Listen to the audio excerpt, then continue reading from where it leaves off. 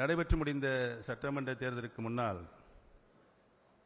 கழகத்தினுடைய உடன்பிறப்புகள் அனைவரையும் ஒருங்கிணைக்கின்ற நிகழ்வாக மதுரையில் ஒரு இணைப்பு விழா நடைபெற்றது.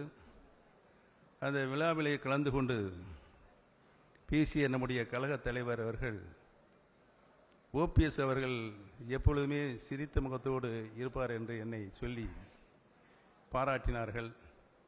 இந்த மன்றத்தில்தான் நான் பொதுக்குழுவில் கலந்து கொள்கின்ற நிகழ்வு நடைபெற்ற பொழுதுதான் இங்கே தண்ணீர் பாட்டிலை கொண்டு வீசி என்னை வெளியேற்றினார்கள். இதே மன்றத்தில் இன்றைக்கு தலைவருடைய தலைமையை ஏற்று அன்று என்னுடைய சிறைப்பே தொலைந்து போனது இந்த மன்றத்தில்தான்.